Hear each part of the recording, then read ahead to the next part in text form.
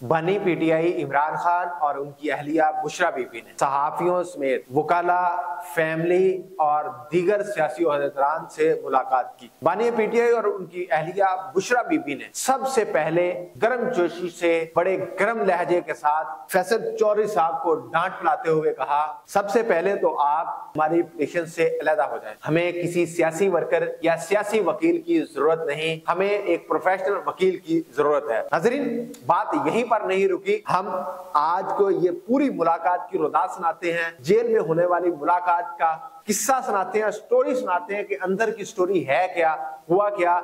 सिर्फ यही नहीं, इसके साथ और बहुत कुछ जो कुछ आज की मुलाकात में हुआ।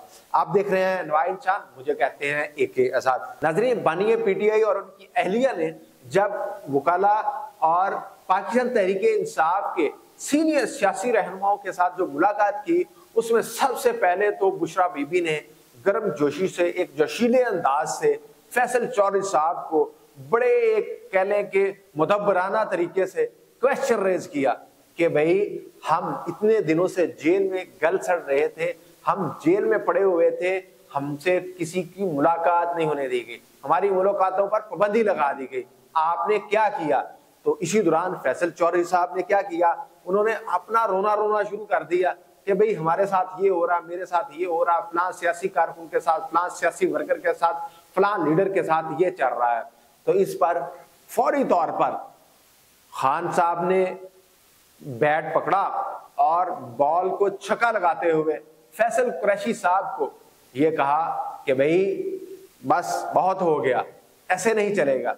उन्होंने यही बात को यहीं पर नहीं रुकने दिया। उन्होंने सलमान सफदर साहब से मुखातब होते हुए कहा कि भाई हमें किसी प्रोफेशनल वकील का नाम बताएं ताकि आइंदा हम उस प्रोफेशनल वकील पर एतमाद कर सके। अगर हमारी मुलाकात के सिलसिले में दोबारा कोई पाबंदी लगती है तो उन पाबंदियों के सिलसिले में हम कोई लाहेअमल बना सके, हम एक मखसूस बयानिए के साथ पब्लिक में जाएं।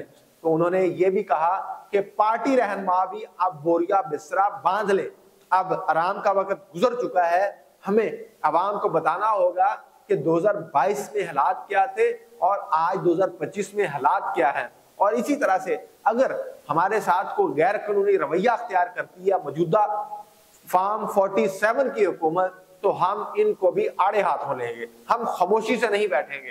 पार्टी रहनुमा जो सीनियर ओहदों पर मौजूद हैं वो भी अपने बोरिया बिस्तरा बांध लें, उनका भी आराम का वक्त खत्म हुआ चाहता है। उनके साथ अब क्या होगा, अगर हमारी मुलाकातें नहीं होती या कोई और गैर आईनी गैर कानूनी काम करती है फार्म 47 की हुकूमत, ये खान साहब कह रहे हैं, मैं नहीं कह रहा, तो होगा ये कि आप जेल के बाहर फौरी तौर पर कैंपिंग करना शुरू कर देंगे, एहतजाजी कैंप लगा देंगे।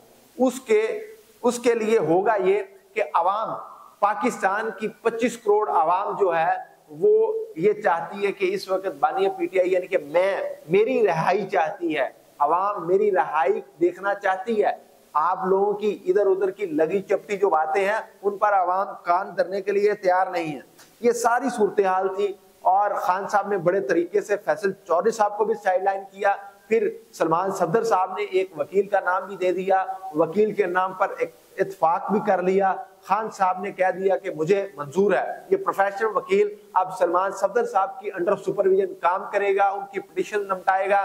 फैसल चौधरी साहब को हटा दिया गया। आपको पता होगा कि चंद दिन पहले फैसल चौधरी और शाहीन साहब के साथ कुछ मामला गड़बड़ हुए थे, आपस में मुकाजनी भी हुई थी इनकी, जिसकी वजह से आज फैसल चौधरी साहब ने जब ये सारा एक अपना बयानिया रखा तो आज फैसल चौधरी साहब को तो साइडलाइन कर दिया गया।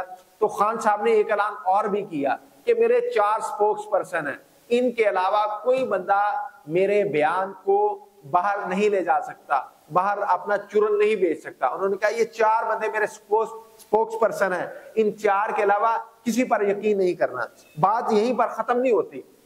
फिर खान साहब ने आज मौलाना फजल रहमान साहब को भी एक पैगाम भिजवा दिया कि हम पर गोया मुश्किल वक्त है, लेकिन आपने फैसला करना है कि इस मुश्किल वक्त में आपने हमारा साथ देना है या फार्म 47 की इस जाली हुकूमत का साथ देना है, जुल्म के खिलाफ या हमारे साथ मजलूमों के साथ। खान साहब ने ये 2 टोक मौकफ मौलाना फजल रहमान तक पहुंचाने के लिए प्रॉपर एक जिम्मेदारी के साथ एक सलमान अकरम राजा साहब की ड्यूटी लगाई, उन्होंने ये मैसेज फिर मौलाना फजल रहमान तक पहुंचाया। उन्होंने उन्हें ये मैसेज पहुंचाते हुए ये कहा कि खान साहब का ये मैसेज है, आपको मन्नुआन इस मैसेज पर या तो इकरार करना पड़ेगा या रद्द करना पड़ेगा, या तो मान ले कि हम आप हमारे साथ हैं या फिर आप इनकार कर दें हमारे साथ नहीं। ऐसा नहीं चलेगा, मीठा मीठा खा ले हलवा जो है, और जब कड़वा खाने की बारी आए तो कह दें कि ठीक है पीटीआई के अपने करतूत हैं, ऐसा नहीं चलेगा। ये मामला खान साहब ने आज थोड़ा सा समझदारी का मुजाहरा किया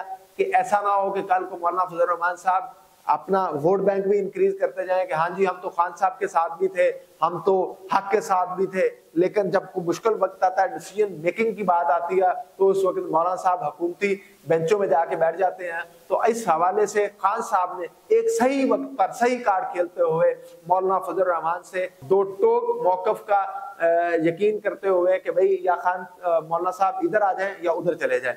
अब देखते हैं मौलाना साहब इस पर क्या रद्द अमल देते हैं। वक्ती तौर पर तो मौलाना साहब बड़े सियासी फिर मुदब्बर इंसान है, उन्होंने वक्ती तौर पर कोई दो टोक मौकफ अपनाने से ग्रेज किया हुआ है। आने वाले चंद दिनों में पता चल जाएगा कि मौलाना साहब कौन सी प्लेट में बैठते हैं, हुकूमती बेंचों की तरफ झुकाव रखते हैं या खान साहब की तरफ जाते हैं।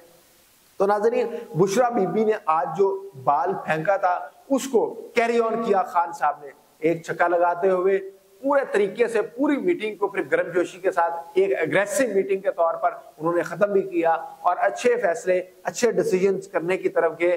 नाज़रीन, आपको आज खान साहब की और पार्टी रहनुमाओं की और फैमिलीज की जो मुलाकात थी, स्पेशली बिलखुसूस आज वकला के हवाले से जो मामला थे जिसकी वजह से बार बार हुकूमत के बयानियां बनाने में कामयाब हो रही थी कि पाकिस्तान तहरीक इंसाफ पीटीआई के अंदर अंदरूनी इख्तलाफात है, इख्तलाफात की वजह से पार्टी टूट गई, पार्टी बिखर गई, पार्टी मुल्क बदर हो गई, पार्टी एक्स होगी, पार्टी वाई होगी। ये जो हुक्मरान जमात है वो बयानियां जो बना रही थी उसको मुंह की खानी पड़ेगी। स्पेशली खान साहब ने, बुशरा बीबी ने जो डोज दी उस पर खान साहब ने सही शॉट खेले। इस पे आपकी क्या राय है, मुझे कमेंट सेक्शन में जरूर अपनी राय से आगाह कीजिएगा।